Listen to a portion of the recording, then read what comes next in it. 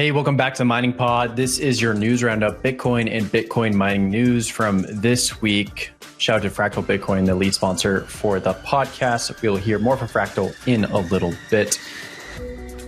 I want to take a second and talk about Colorado Air Filter, a new sponsor for the Mining Pod and a major supplier of air filtration systems for Bitcoin mining sites. Colorado Air Filter is currently running a summer sale on their inventory, from Mervate pleats to HEPA filters, shipments to installations, containers to retrofitted buildings. Colorado Air Filter has it all. Here's what one recent major miner had to say about working with Colorado Air Filter. Working with Keith and Colorado Air Filter has been a seamless experience from day one. Their filter media consistently meets the demands of our Bitcoin mining facilities, ensuring reliable airflow and equipment protection. Keith is responsive, knowledgeable, and understands the unique operational pressures in our industry. We value both the quality of the product and the outstanding service they provide. Units are ready to sell. Contact sales at coloradoairfilter.com using code MININGPOD to claim 15% off today. Again, that's sales at coloradoairfilter.com with code MININGPOD. First, Mr. Difficulty Weatherman, Matt Kimmel, what we got in the hash rate forecast. We've got a difficulty adjustment right around the corner. We're 91% of the way through the epoch. If you get excited about difficulty adjustments, I know, very unpredictable. I kid, but yeah, I mean, it's not that exciting right now, right? Like we're sitting at 1 sat per VByte to get into blocks. The fee market's not much to talk about. Bitcoin price is crashing down to 107. You heard me right there. We have hash price basically at 54. It's going to be about the same difficulty adjustment wise off the back of a major increase the last time around, right? Upwards of 4%. Our great friends at Luxor have on, if you're watching on YouTube, have hash rate index showing 4.38% increase last time around. And that's really the story. Any thoughts, color, what you guys are seeing out there? Anything exciting? Yeah, I was going to say generally, we actually just did an analysis. You see the fewest difficulty increases over the summer months, mostly due to curtailment. And we might be doing a little piece on this, just basically showing like historically which months have had the most difficulty increases or the most difficulty over time increase by month, by year. And we found that over the summer months, it seems like that's the fewest difficulty increases. And the only way we could come up with a reason for that would be just due to summer curtailment. It's hot. It's hard to run. It seems like the majority, or I don't want to say the vast majority, but the majority of the network is in the Northern Hemisphere. And so when it's summer in the Northern Hemisphere, it's hot. And that means it's harder to run Bitcoin miners. Energy prices go up, places like ERCOT, for example, and then also you're doing 4CP avoidance. So miners turn off to avoid paying those distribution charges. So definitely have noticed, a little bit of downward pressure on hash rate increase over the summer months, meaning mostly June, July, and part of September, August and part of September. That said, on the other side of that, October and November generally see kind of a pretty big increase. So we will have, I think, this year continue to see a bit of a respite for miners over the summer, but there is always that whipsaw effect at the end of summer in Q3. Well, can you go back to the hash rate chart, please, and go back to that 3-month view? So it's interesting. I'm glad you brought this up, Nick, about the summer curtailment, because if we look at like the last 3 months, really, I guess like the last two, hash rate on the 7-day average has kind of been trading in this band between like 820 and 930 or so exahashes. And if that's, if we do see similar curtailment over the summer months as we've seen in the past few years, we likely won't see a Zeta hash until the end of the year. But I wanted your take, Nick, on what do you think those whipsaws are? Because that doesn't look like it. The troughs are too deep for that to be just block luck, I think. That's just the mining pod turning off our stuff every once in a while, and then we turn it back on, Yep. Yeah, that's a great question. I don't have the answer for that. I've kind of wondered the same. I'm actually of the mind that I think it is kind of a bit of luck, just variance in block finds. especially when you find blocks really quickly, meaning more blocks than expected. Obviously, this is a random. You're more or less flipping a coin just a bunch of times, and sometimes you come up tails more frequently than not. It does appear like big whipsaws or big fluctuations in hash rate based on network difficulty and blocks found over a particular interval. And so then when that normalizes out, it does look like a pretty big trough there. So I think this is mostly variance, but if you guys have other hypotheses, I'm open to them, because there's no way to know for 100% what the actual answer is. It's not always that sensitive to this, but Bitcoin in the last 3 months price-wise has kind of structurally been grinding up and down in a similar looking band. Yeah, I'm a big hash rate follows price guy. Price goes up, hash rate goes up. I was actually really surprised to see that negative difficulty adjustment. What was it, 2 adjustments ago? Because price had reached all-time high during that period. And so generally you think hash rate's going to increase during that time. Zombie S9s and old S19 J Pros that are previously unprofitable. Everybody's just like, well, turn them on. I can I'll be making a few bucks a day from these things. Let's go get it. Didn't seem like that was the case. And so maybe we're capped out on capacity right now, or just every slot is filled. We actually have been in relatively a pretty juicy hash price environment for a pretty long time. So it may make sense that there isn't that much latent capacity to turn on. And so what we really are seeing is just variance. Speaking of capacity going to come online, great transition here, Nick. We're going to move over to American Bitcoin's 25 exahash deployment. So I'll take you guys through this topic. This is from our friends over at the Miner Mag. American Bitcoin's 25 exahash dream rests on Chinese hardware. So the piece itself mostly goes through the idea that you have American Bitcoin, the strong branding with the Trump brothers involvement. But guess what? They're using Chinese hardware. Shocker. I think the more interesting thing for me in this piece is talking about the purchase orders that American Bitcoin is doing using Hut 8's previous purchase order with Bitmain from September. Of course, we covered this on Blockspace. Colin did a nice write-up last September, talked to Asher and our friends over at Hut 8 and how they made this purchase order. They've been working on this Bitmain unit. It's like custom hydro direct cool to chip unit. Made a huge order for their Texas Vegas site, 15 exahash. Come 6 months later, they have the split with American Bitcoin, where American Bitcoin is going to be a subsidiary of Hut 8. And now that purchase order is still out there.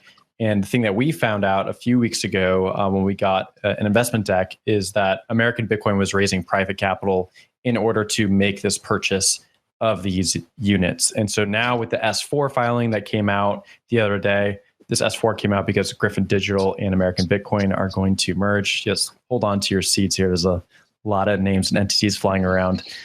With that S4 finally coming out, we have confirmation not only of our reporting, so a nice little pat in the back for us over here at Blockspace, but also that they're going to be aggressively expanding hash rate into the latter half of this year at a time when, yes, others are also expanding, but there has been a decent amount of people hitting the brakes from IREN, who has, or Iris Energy, or however Nick was making fun of me in DMs the other day about saying it wrong.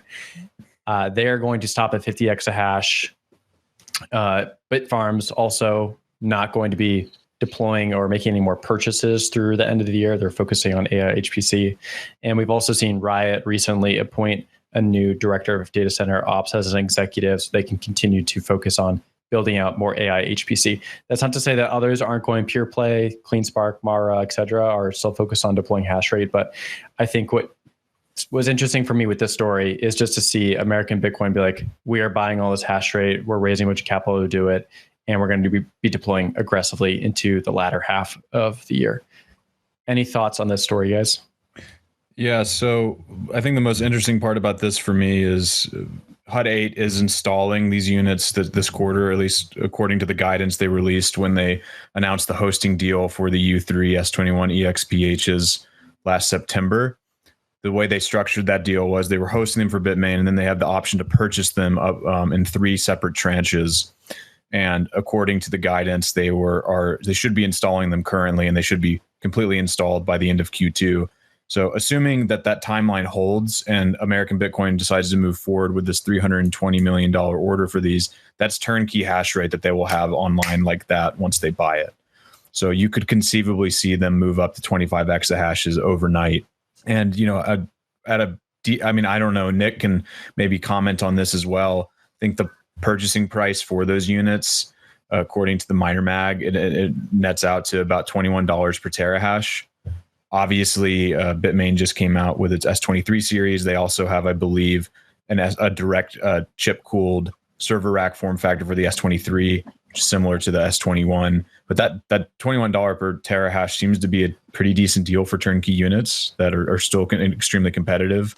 I don't know if you agree, Nick, but those terms seem pretty good to me. Yeah, the special pricing that we got or that was available at WDMS with coupons and such was $28. So that means, I think that means that the purchase price, for S23s, I think that means the S23 price MSRP will be over 30. I haven't seen any orders completed yet for S23s, but if you're able to get those machines in the $21 per terahash range, that seems like a pretty good deal. So I think if they're able to actually execute on it, that seems like a pretty good deal right now. We're across the board, we're seeing lower volumes of new machines trading hands right now. I know our desk and other desks have seen lower volumes. It seems like most trading right now is happening on used machines. So it seems like folks are passing around used machines more than new, trying to save a little bit of that markup that comes from buying brand new machines with a fresh warranty and things like that. So miners are cutting costs where they can, which is just goes to show how this is a pretty cutthroat industry, and we'll see. We'll kind of see where the rest of this shakes out. Another thing that generally happens when you have one of those new machine models on the horizon is it pushes down the existing pricing, meaning like the S21 prices will probably continue to get pushed down. The kind of the philosophy there is, well, if I'm going to buy S21s, I need to get a deal because I know the S23 is coming, and so I need to, the pricing ends up getting pushed down on the what you would call the current late gen, the current latest gen, when there is a model coming in the future. Then, of course, we've got, some new miners that are competitive with the S23, the Seal miner coming out soon, the A3. We've also got, not the S23, the A3, excuse me. And then we've also got, I believe their A4 is slated for early 26, which is going to be sub 10 nanometer or sub 10 joule per terahash. I think they've mentioned like 5 joules per terahash. So there's definitely some downward pricing on new models, which is causing some miners to be a little cautious with their acquisition. So I think that means this is a really good price for these guys. Colin, do you mind if we swap to the convertible note stories next, and then we can jump to Matt's story after? Yeah, that's totally fine.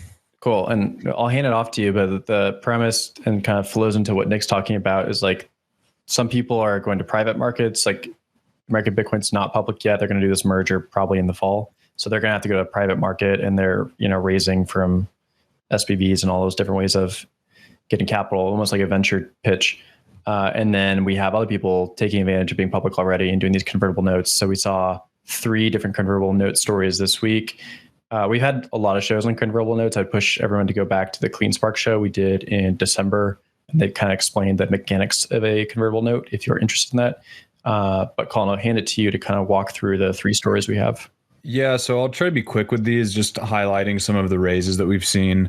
IREN prices 500 million convertible bonds as Bitcoin miners ramp up debt financing. This is kind of a side note, Will. Every time you say IREN, the song "Come On Eileen" by Dexy's Midnight Runners starts playing in my head. I can't say it another way. I'm stuck. I think you should just stick to your guns with it. I think it's pretty fun because at the end of the day, if you're going to name your company after your stock ticker, you're asking for something. But IREN is upsizing a convertible note offering. The deal announced late Tuesday comes after IREN's originally proposed $450 million offering. Now they are bumping it up to $500 million. Carries a 3.5% coupon, which is higher than a lot of the converts that we have actually seen. I think usually like MicroStrategy has been able to get 0% coupons for some of their convert offerings. Different reason for them issuing it or taking on the debt rather. And then some of the other miners, I think they've been in the ballpark of 1 or 2%, but they'll be due in 2029. And this is a pretty sizable convert. And, you just have to look at the AI and HPC race, I think, with this in mind. IREN has paused their hash rate expansion. They're really leaning into AI and HPC, and they've got a few, multi-100 megawatt to up to 2 gigawatts, I think, with Sweetwater in terms of what they're trying to build out for AI and HPC. Kicking it over to another one. All these are from our friend Wolfie at MinerMag. BitFuFu plans 150 million at the market offering amid Bitcoin miner funding slowdown. The company said in an SEC filing on Wednesday that it has entered into an ATM sales agreement on June 10th with B. Riley Securities, Cantor Fitzgerald, Northland Securities, and Roth Capital Partners. I find it interesting that we're the kind of framing here is a Bitcoin miner funding slowdown. Meanwhile, we've got 3 stories for, fundraising, all different ways though, and then we'll highlight that in a second. And then the last one, BitDeer raises $50 million from Tether. And as you know, if you've been following some of our coverage, Tether has been investing pretty heavily in Bitcoin mining, and BitDeer has been one of their preferred companies to throw money into. BitDeer said in its May 2025 production update, this is from the article, that the transaction marks a follow-on to Tether's $100 million private placement in BitDeer in May 2024. What's interesting to me about this is you have 3 different forms of fundraising and financing from these different companies. You have IREN hitting the convert, you have a BitFuFu hitting the ATM, diluting, tapping into some of their equity, and then you have a private placement from BitDeer with Tether. And it's interesting to see the ways in which these capital markets have evolved for these miners, because, if we were hosting this podcast a few years ago, we were having the same conversation, we probably would have been looking at straight at the market offerings. And now there are a number of different ways that these miners can tap for fresh liquidity. And all of them are doing stuff that are, I think every single one of those companies, except for maybe BitFuFu, is trying to break into AI and HPC. And it's hard for me to not look into those fundraisers without that in mind. But curious what y'all's thoughts are on these. Yeah, I think what you're seeing is the pressure for miners to be able to raise capital without diluting investors. I think investors have kind of started to put their foot down on, just getting diluted over and over and over again. At first that was what made sense because that's really the only tool that miners had. But now they have real revenues and are able to use different tools to finance that. Something we've seen on our side is hash rate based financing. So effectively forward selling hash rate the same way that corn producers and oil producers forward sell some of their production to either fund existing business or to hedge their output. Of course, I can't say that without saying that Luxor offers those types of products. But if you're a miner and you're trying to raise some capital, you've got operating machines. There are options out there, and miners are starting to really look to those because the market is demanding that miners don't dilute them as much. Investors are looking to miners to not get diluted as much, just because they a lot of the value accrual a lot of the value accrual of miners has not been realized by investors, and they're starting to kind of reel in that dilution. So there's been a lot of frustration in mining chats around some of these stocks not going up. And we talked about this, I think, last week, where you have some of these AI stocks like CoreWeave that have just gone parabolic. And, it's like, okay, we're similar to that, but we're not quite that. And those things are going up really hard. And then you have the Bitcoin treasury stocks that have also had a run. Some of them not so much. Like Semler Scientific, I think, is like trading below NAV right now, but a lot of them, like MetaPlanet, have done really well. And Bitcoin mining stocks are like, we're also in the middle. We have Bitcoin on the balance sheet. We're a Bitcoin treasury play. And so they're kind of in that perfect middle, and they're not getting a bid. And so there's a lot of frustration in chats with shareholders. The one thing I'll add to this discussion, it's not just converts, it's not just ATMs, but there's also been a lot of using Coinbase or Matrixport to have debt offerings. So you put Bitcoin into a wallet and they give you some USDC or whatever, and you go buy whatever you need to do with that. So there are the debt markets are becoming more interesting. It's typically Bitcoin backed. I haven't seen any infrastructure backed stuff to date. Basic market obviously is very, very dead, but I haven't seen any infrastructure sites that are being leveraged for for loans to date. Have heard of some infrastructure funds getting set up and starting to get more comfortable with debt financing infrastructure.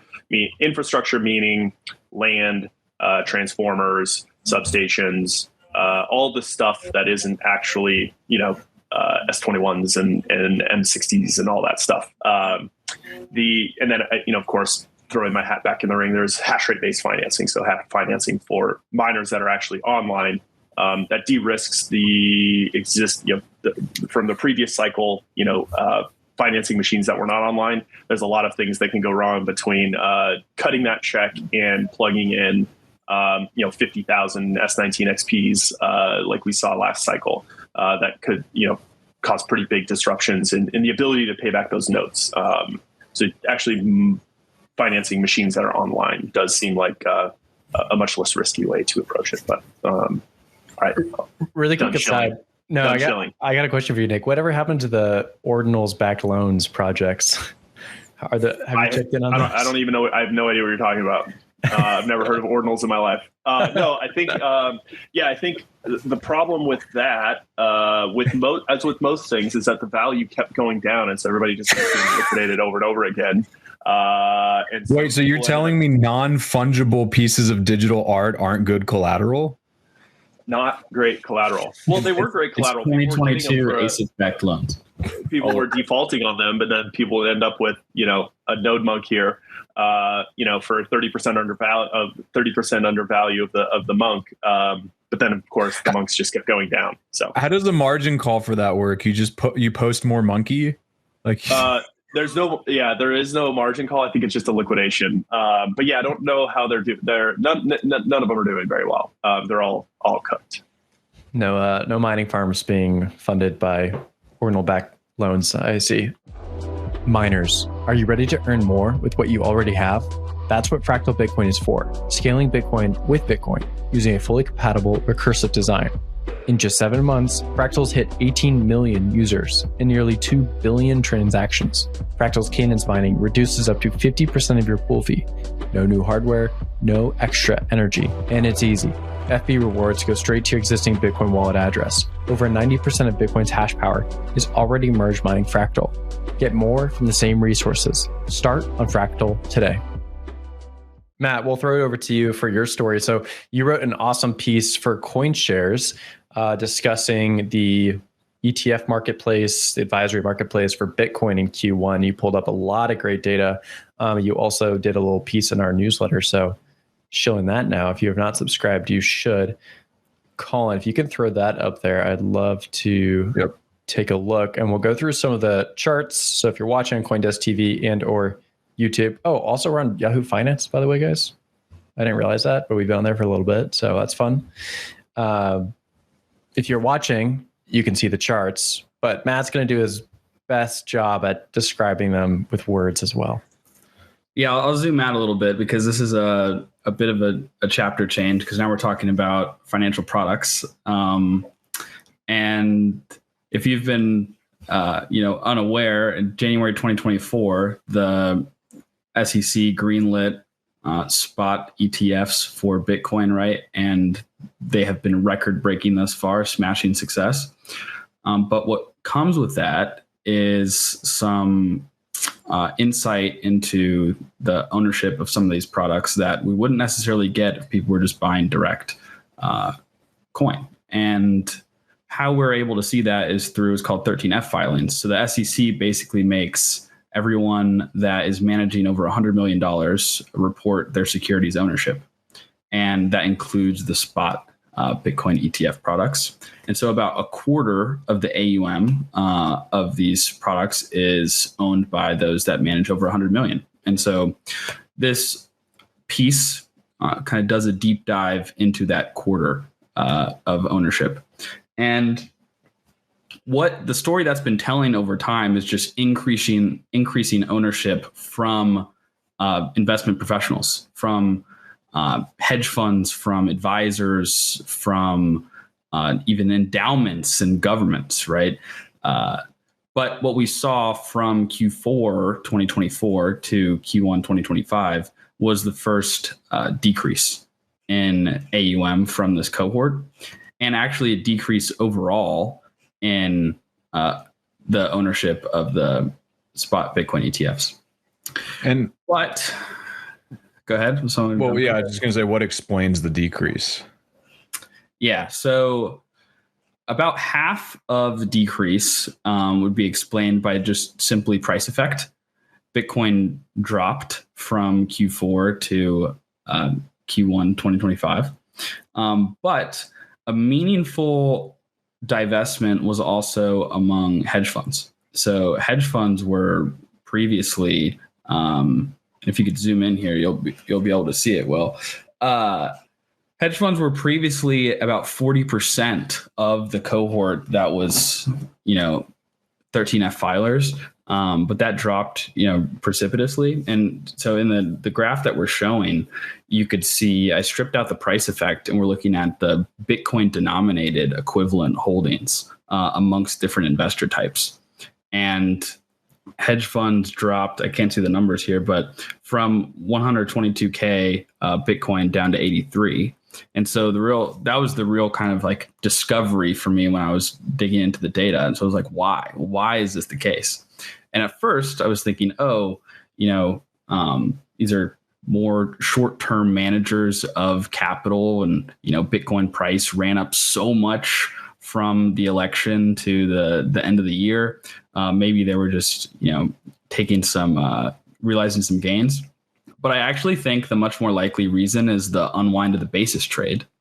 And if you're unfamiliar with the basis trade, it's just when you buy spot, but the futures contracts for a certain type of commodity is trading at a premium. And so you could buy spot, you sell the futures contract, and then you could basically capture that difference, that arbitrage. And that unwound over the first quarter. And that's really what I think the telling decline was. If you take that away, most all of the rest of the investor types here actually increased in their Bitcoin denominated ownership, which is a pretty encouraging sign. Except for pension funds, which went from 4K to 101. That's interesting. Yeah. So we had 2 pension funds come through in the Q4 numbers. State pensions. It was Wisconsin and I believe Michigan. Let's go. The Midwest showing up. Right. But Wisconsin divested all of the investment into the spot Bitcoin ETFs. They still, however, have exposure to kind of the sector at wide, if you will, through MicroStrategy and Coinbase. They have an XRP long that they're doing leverage plays. The other interesting thing about this, Matt, I really enjoyed this newsletter. I keep hearing this phrase muttered over and over again, almost like some sort of shibboleth of the cycle, portending more bullish price action, saying retail is not here.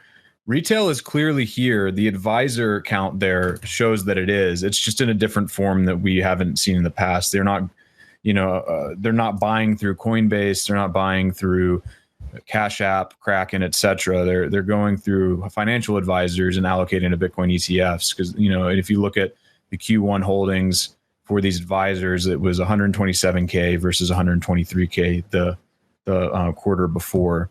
So that was the other really interesting insight, I think, from that, is just seeing how much financial advisors have allocated towards the Bitcoin ETFs on behalf of their clients. Yeah. I mean, I think that people underestimate a bit just what Bitcoin's potential is from like a financial asset standpoint, from how large these pools of demand are. I mean, the average allocation size of the portfolios of these managers is less than 1%. And 3/4 of these ETFs are owned by retail and smaller firms.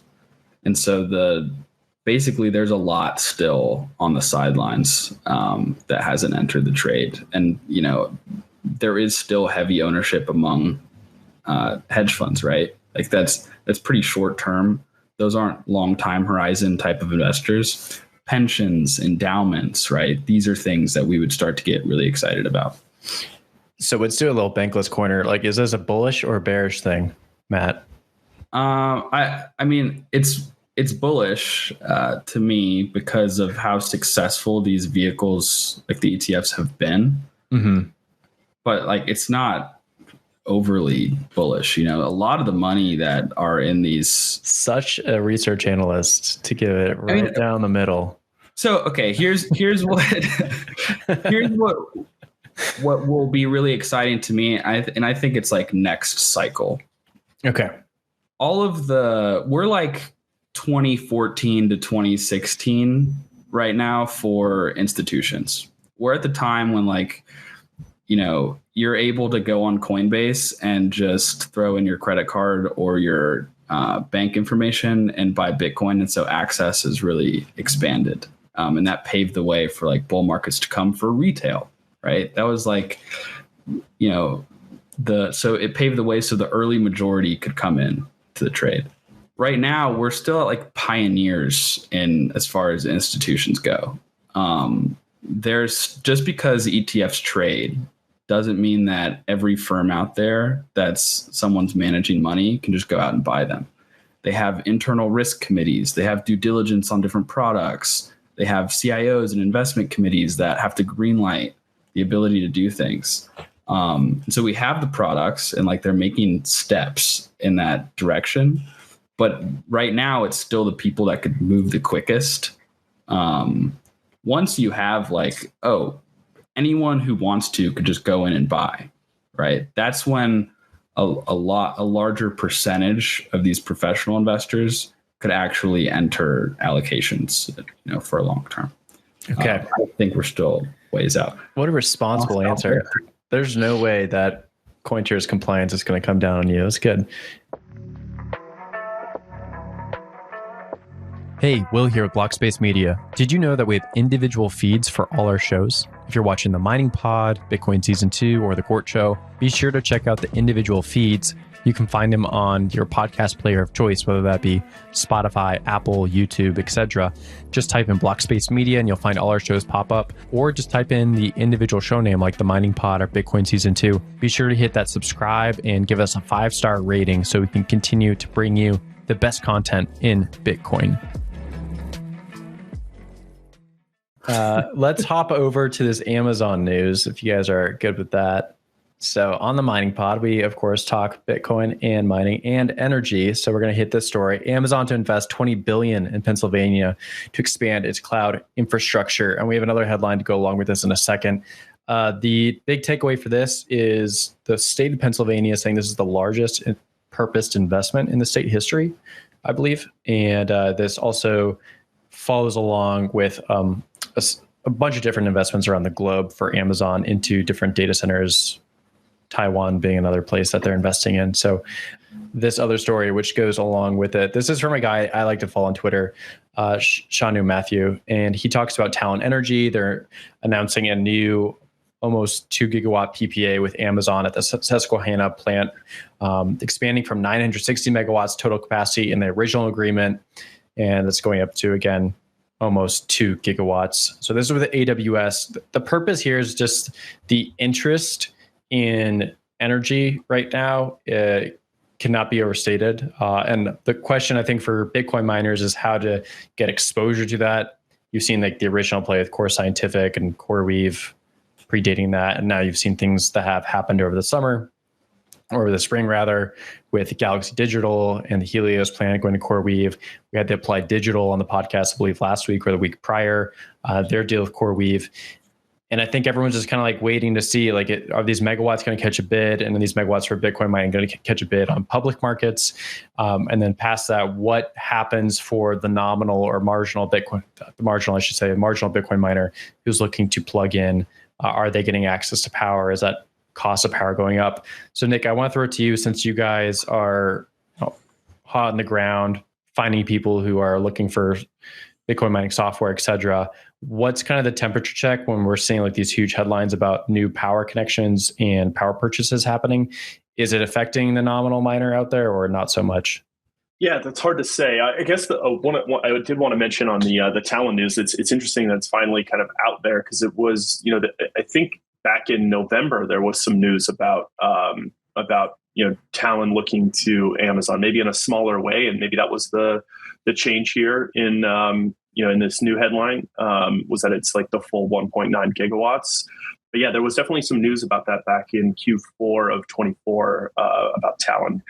Back to your question about how when you say the nominal miner, do you mean like the marginal miner, like the next miner that's going to come online? Yeah. So I don't want to say it doesn't affect them, but it's certainly putting pressure on the marginal miner in a way that you have to ask yourself, like, really what Bitcoin mining is doing is it's monetizing energy that would otherwise not be monetized in a higher value way. For example, downtown New York, you're probably never going to find a Bitcoin mine in downtown New York because it's much more profitable to sell that power to businesses that are generating higher ROI on that energy. For example, I don't know, a Subway in Times Square, or the most profitable Walgreens in the world is the one in Times Square. So you much rather spend that energy, use that energy to monetize in higher value ways. Now, you're not going to put a Taco Bell or a McDonald's in the middle of the Ethiopian desert where there's a bunch of latent energy. So you got to. It's always kind of the miners are in cockroach mode, always looking for the cheapest energy that they can find around the world. So back to your question about how does this affect the marginal miner? You have to think about, is it possible for me to put something here that is not a Bitcoin mine that will make me more money? In the case of the Pennsylvania site, it does make sense to put an AWS data center there because it's much more profitable to serve websites like YouTube and all of the stuff that S3, this website right here probably is much more profitable to run than Bitcoin mining. But the reason these sites aren't used everywhere is because of their locality to population centers. Pennsylvania, obviously, East Coast, that's where most of the U.S. or heavy population density on the East Coast. So you would much rather put your data centers next to population centers. So really, I guess it is pushing the marginal miner out of those locations where they are now having to look further into the depths of the energy order book to find the liquidity that they need for the right type of the type of monetization that they're looking to do, which is, of course, in this case, Bitcoin mining using energy that is otherwise not better used in other ways or more profitably used in other ways. And so they're just having to go further down the stack, I guess, of energy. So. Kind of a long answer, but that great is the answer I've got for you. No, that's a great answer. Colin, Matt, any thoughts? I don't think I can top that. Fair.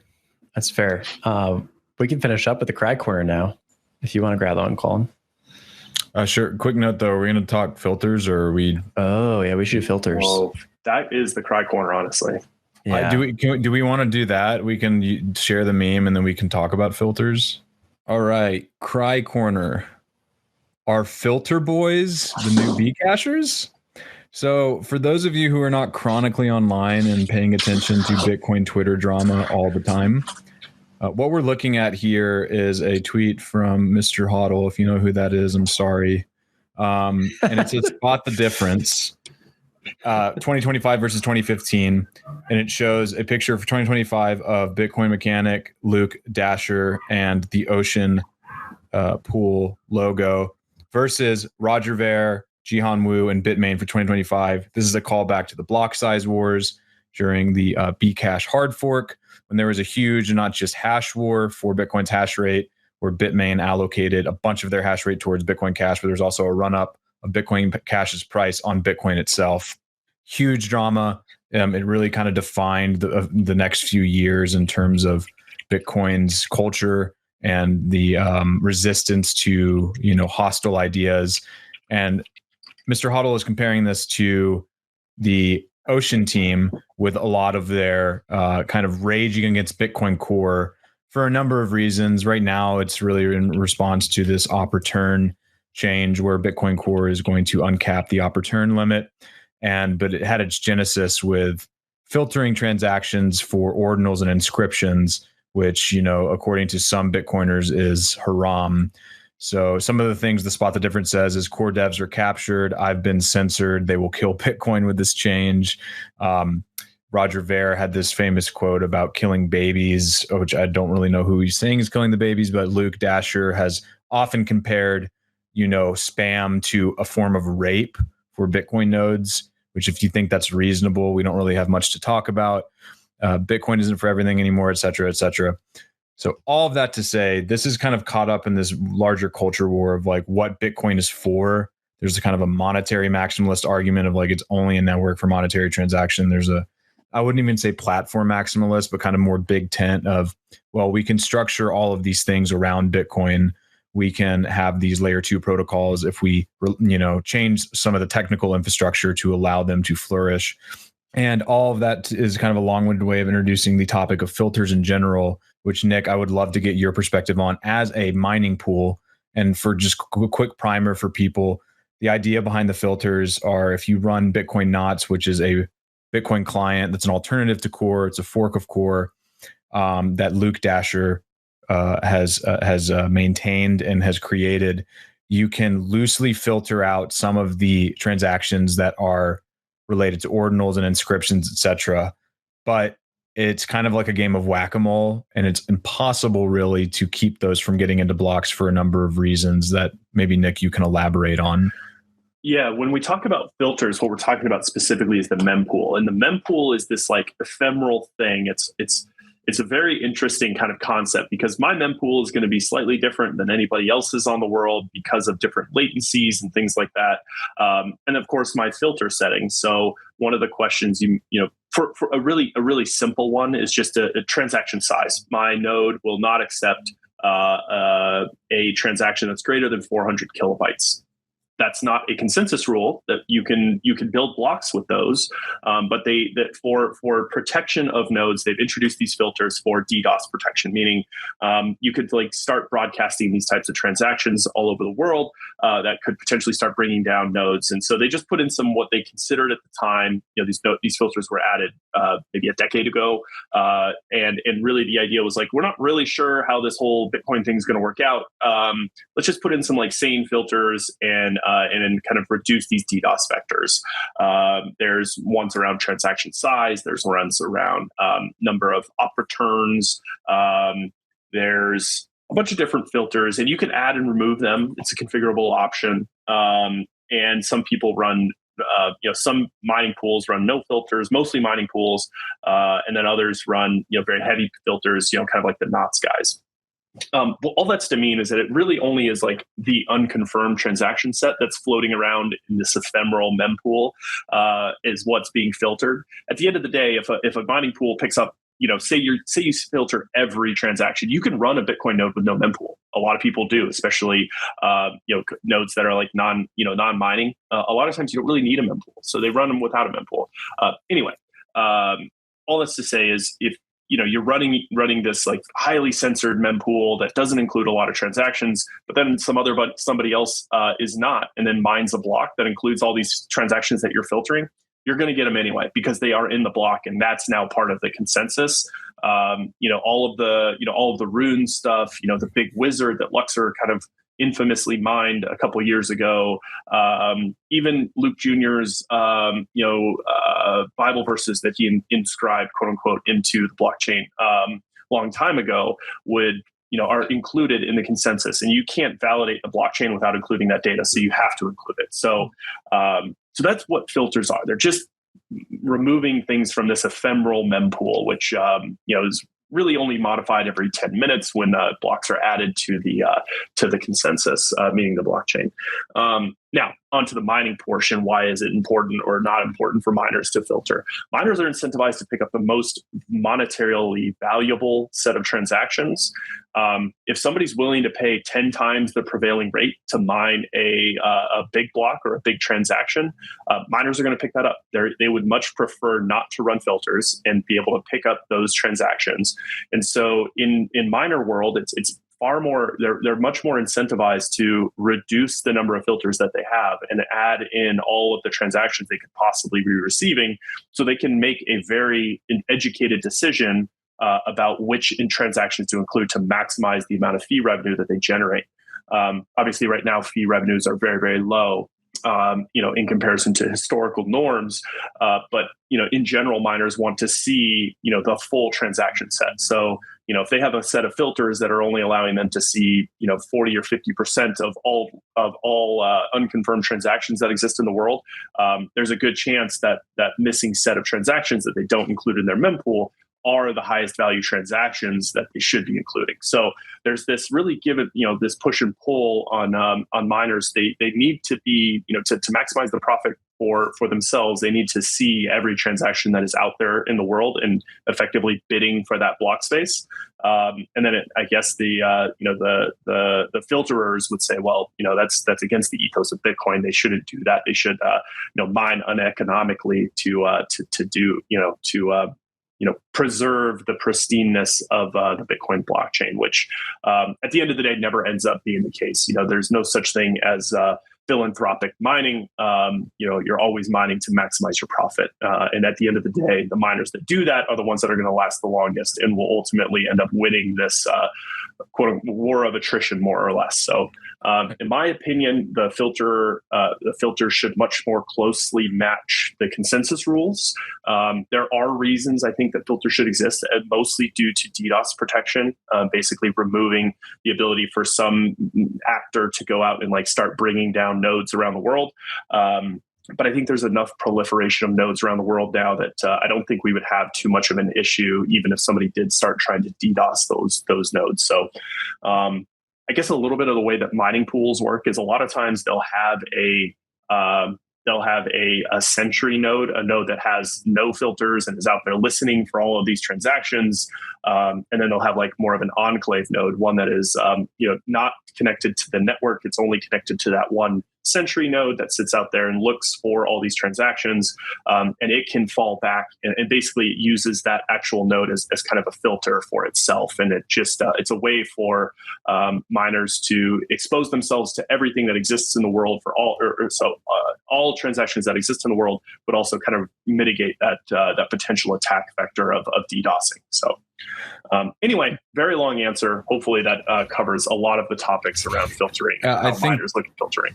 I think so. The last thing I also want to point out is let's assume in a hypothetical scenario there are 100 nodes and they're all running filters for JPEGs. It does not preclude a scenario in which a market actor or a user could go directly to a mining pool through a service like Slipstream with Marathon and do an out-of-band payment, as long as the transaction is valid according to Bitcoin's consensus rules.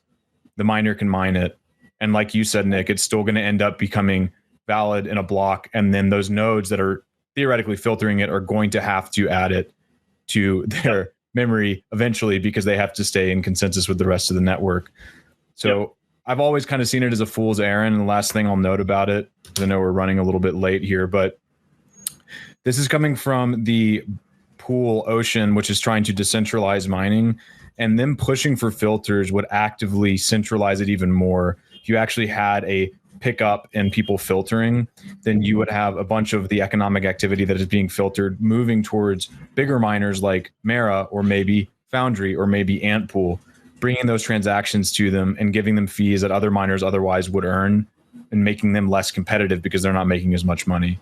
To me, it's like you said, Nick, it's totally mired in ideology and doesn't really have any sort of respect for just, I don't know, general economic incentives or game theory for how mining actually operates today. So, yeah, absolutely.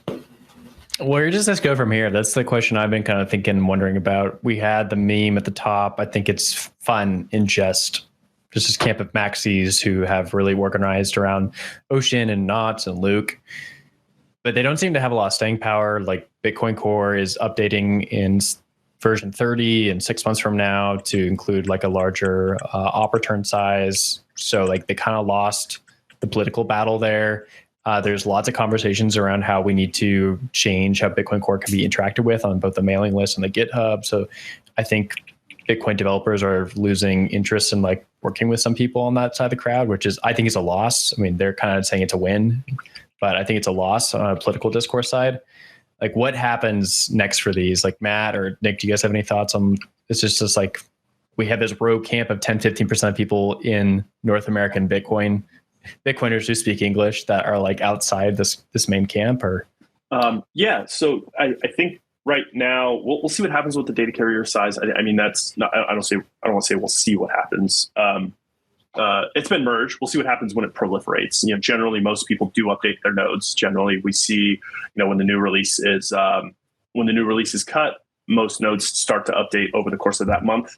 We'll certainly be updating. We're already kind of testing the master right now. So we'll see what happens with that. Like I said, I would like to see the filters more closely match the consensus rules, just because of that centralizing force. There are other Bitcoin node implementations like libBitcoin that actually have no mempool filters, and they seem to run just fine. No DDoS is over there. So yeah, it's hard to say what the natural conclusion is because there is no conclusion in Bitcoin. Bitcoin kind of goes on forever. And we'll see, I guess really the question is we'll see what the political fallout is. I don't actually foresee too much happening, honestly, if you had to ask me. Generally, I'm kind of I was surprised that they actually merged it because I'm kind of in the camp of like nothing ever happens. Nothing happens ever in all things. But in this case, it does seem like something did happen. And but generally, I don't think it's going to be too bad of an issue. Yeah. So my hope was that this would basically cause a broader educational lift in what the difference is between consensus rules and policy rules. And that would drive us towards a really fruitful conversation about what potential soft forks and consensus changes we could think about and take more seriously down the line.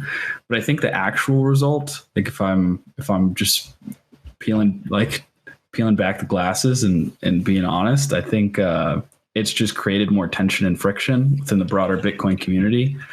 And the factions of beliefs within the system, it feels very split and real. And I think that actually it's probably, even though like among developers, the conversations around soft forks has, I think, actually increased in, just nominally in discussions, but also like what, developers kind of generally believe the path forward may be from a consensus side. I think that's made development. I mean, you guys threw a conference about it.